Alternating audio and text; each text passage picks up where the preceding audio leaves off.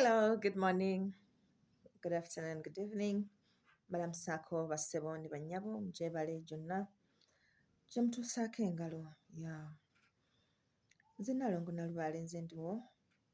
Nate era tukyali ku nsonga yaffe ey'ebirooto era nga tuzze tulaba engeri ez'enjawulo gye tusobola okutereeza ebirooto bino. Lwaki kikulu okulaba nga tutereeza ebirooto byaffe? Kubanga mu byo nfumbekeddemu obubaka bungi okuva munda mu ffe nga bujja gye tuli okubaako ensonga ez'enjawulo ze butuluŋŋamya. Ffe ng'abantu, guidance esooka eri omuntu, obulamu bwo bwe buyimiridde, obulamu bwo bwe bwali, obulamu bwo bwe bunaaba, osobola okubimanya byonna ng'osinziira mu birooto. Ng'osinziira mu birooto bw'oba nga oli attentive ng'ossaayo ebirowoozo. Osobola okuba nga omanya kiki ab'ensi yeeyo eyo kye bakugamba. Kale nno mu ngeri eyo kiba kikulu nnyo okuloota.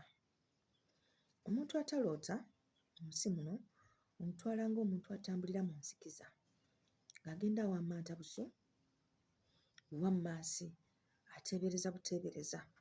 Naye bw'oba oloota osobola okumanya. Kubanga eriyo ebirooto ebigenda okujja gy'oli nga si ggamba nti bikubuulira ebyayita, nga si ggamba nti bikubuulira ekintu kyonna in particular, naye nga bikulaga nti ekigenda mu maaso mu bulamu bwo kirungi oba kibi, oba ekigenda mu maaso ekigenda okutuukawo kirungi oba kibi.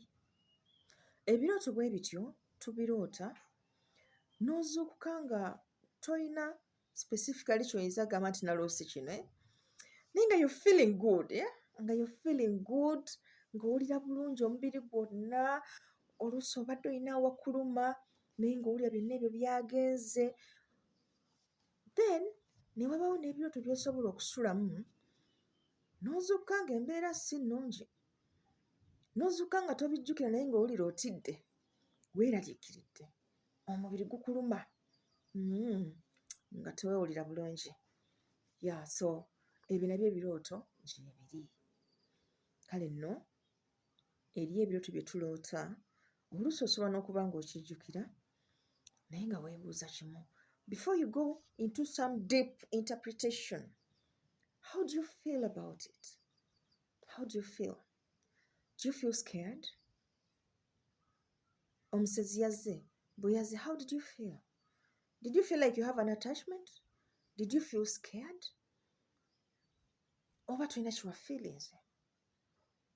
Waloose kaseego. How did you feel? Did you have an erection? When you woke up, were you attached to the dream? Oba kirooto kyabadde byakyo nga naawe oli bibyo. Eyo ebeera basis ey'okutandika okuvvuunula ekirooto. How did you feel? Era ekyo tekyogenda okubeeramu nadda kati ng'ebyo ebyakaseego. Okibeeremu, but when you wake up, you realize you're not attached to it. It's not like you're horny. No, it's not like you're wet. No, it's not like you have an erection. No. Kiba kitegeeza nti ekyo kirooto. Bw'oba onoonya amakulu gaakyo, ate totandikira eyo. Tekiri eyo. Kirina makulu maki? Malala. Kati bwe tuba tunoonya ebirooto by'akaseego nga tumunoonya okumutandika okumuinterpretinga, bw'omala okukiroota, then the feeling comes. How do you feel?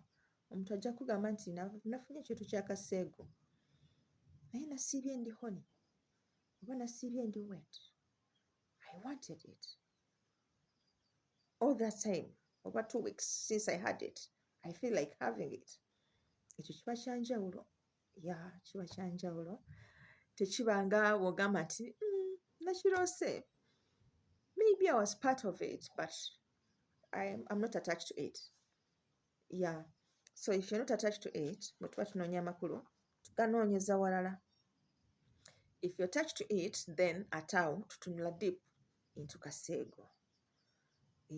Ndowooza ebyo tujja kubigendamu Oh my God, someone wants us to go there. Someone wants us to go there. Yeah. Kaseego ono bw'aba azze gy'oli, twagamba asobola okuba kaseego, asobola okubeera kabaka bulamu, asobola okubeera kabaka mukasa,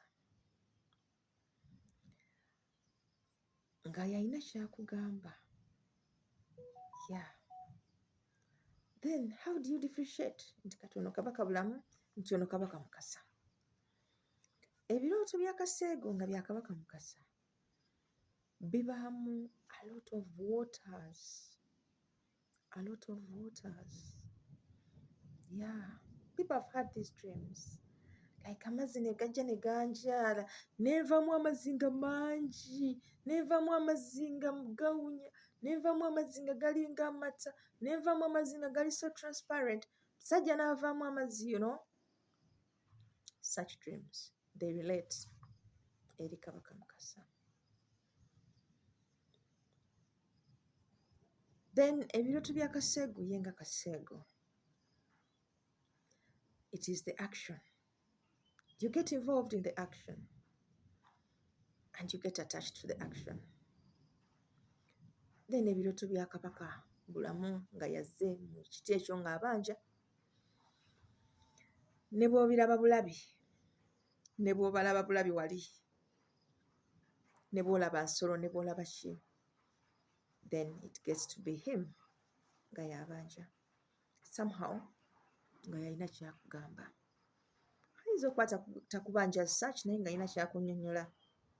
Ebyo twabyogerako nga tusoma wano obutambi bwaffe obwa kaseego, ne tulaba how deep kaseego can be and what he really does. Yeah. Tulinayo embeera y'okuba nti abantu bafuna kaseego ono olwa twabyogerako ebyo ndowooza, ebirowoozo bye balowooza. Sincerely, you're going to bed and now you're here fantasizing about this lady you saw. Oh my God, ne mmala mukwatako bwe paba. Yeah, nja muyisa bubi. Obviously, ebiseera ebisinga bwe kiba nti kaseego akuli awo kumpi, kiri likely nti ogenda kubanga omulaba mu birooto byo. Eri abavubuka abawatchinga pornography. Pornography si mulungi, by the way, pornography si mulungi. Ozajja kufuna obudde twogere ku pornography oyo na butya bw'atataaganya amaanyi gaffe ag'omunda. So in such scenarios where you have pornography frequently, ojja kwesanga ng'ebirooto ebya kaseego bikulumba nnyo. Eri abannaffe abeeryamu nga bw'oga nti kiba kizibu. One time I was talking to a doctor.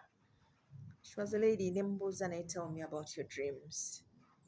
This lady asula mu ddwaliro ng'azaalisa. Day in, day out. She's very good that eddwaliro tesobola doing away with her. Naye namubuuza, tell me about your dreams. Nangamba ekisooka neebaka misana. Ne mugamba, yeah, understandable. Ekyokubiri, most of my dreams are about kuzaalisa. Mbeera mu kuzaalisa.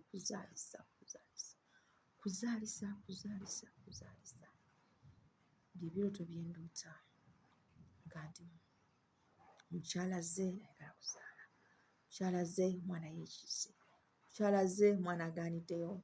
Bye mbeeramu buli kiro. And it is understandable. Bwe bulamu bw'awangaaliramu. So naawe ojja kufuna ebirooto okusinziira ku bulamu bw'owangaaliramu. Bw'oba weeryamu, you see these different men abaakula mu ngeri ez'enjawulo, you see different women, togenda kwewala kuloota birooto birimu mbeera ezo zakugamba nti olaba kaseego mu birooto byo. Tugambye nti pornography si mulungi, ayonoona amaanyi gaffe era n'atutaganya ne flow y'amaanyi gaffe. Ne tugamba nti okubeera awo nga nga twegadanga nnyo n'abantu ab'enjawulo, kireetera okuba nga butereevu ojja kulaba kaseegu mu birooto byo. Beerawo ng'olina b'olowoozaako, kiba kyangu okulaba nga bajja kutuukirira ebirooto byo. So oyo tetugenda mu regardinga nga kaseegu, oyo tujja kitwala nti ko kyekoledde kintu kyo ekyeyagalidde. Kale nno mu ngeri eyo tulina okuba abeegendereza ki bye tuindulginga in. Oli yaligambye lwaki omuntu tabeera free okukola ebintu ng'ebyo. It's because kaseegu bw'akukyalira ng'akubanja asiraanya, atera okusiraanya. Si bantu bangi abalaba kaseegu ne basigala kyekimu ng'ebintu batambulira nga bwe baagala. Abasinga obungi bwe bamulaba munnange ebintu bigootaana era bigootaanira ddala. So kyetaagisa noba nga ebintu ebisobola okukuleetera ebikemo ng'ebyo obyewala n'obyewalira ddala, osobola okusigala ng'olinawo akalembereza. Kale bannange, mbaagala nnyo. Akuume atakuumira mpeera. Weewaawo, weewaawo, weewaawo.